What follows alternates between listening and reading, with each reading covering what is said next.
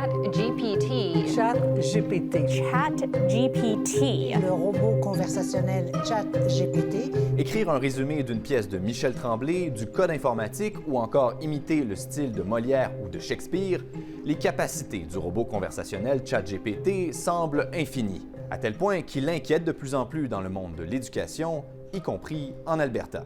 Ma première réaction quand je l'ai vu, c'était la crainte pour l'écriture de mes élèves. Comme de nombreux enseignants, Stéphane Kreiner se demande si l'outil pourrait faciliter le plagiat. Pas compliqué, par exemple, pour le logiciel de générer en quelques secondes un texte d'environ une page sur la création de l'Alberta.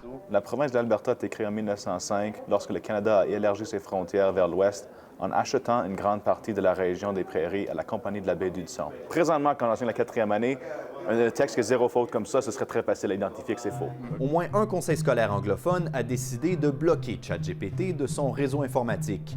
Les autres conseils contactés par Radio-Canada, y compris les 4 conseils francophones de la province, disent continuer d'étudier la situation. Pour l'instant, c'est relativement facile de reconnaître un texte écrit par ChatGPT. ChatGPT kind of rambles. So when things that you and I could probably say in a paragraph, it will take 2 or 3 paragraphs to say, and it will repeat itself a lot. Mais à mesure que l'intelligence artificielle devient de plus en plus performante, Stéphane Kreiner croit qu'il sera de plus en plus important pour les enseignants de passer du temps avec chacun de leurs élèves.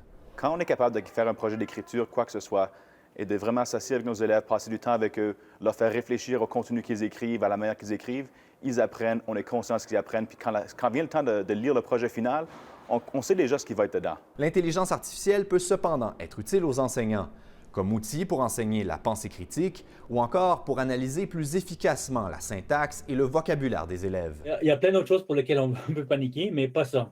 Je pense que l'école, les gens dans le milieu scolaire, dans le contexte scolaire sont assez compétents et vont capables de voir à travers les choses. Ça, le Conseil scolaire anglophone public d'Edmonton a tenu cette semaine une rencontre d'information sur l'intelligence artificielle. Stéphane Kreiner espère de son côté que tous les enseignants de la province pourront recevoir la formation nécessaire.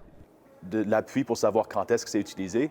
Vu que ça ne fait pas la même chose 2 fois, je pense que ça va être extrêmement difficile. À court terme, j'aimerais aussi voir des salles de classe avec des plus petits effectifs d'élèves pour pouvoir aider les élèves plus 1 à 1 puis garder compte de ce qu'ils écrivent quand ils l'écrivent. Et OpenAI, l'entreprise derrière ChatGPT, a dévoilé cette semaine un outil de détection du plagiat destiné aux enseignants.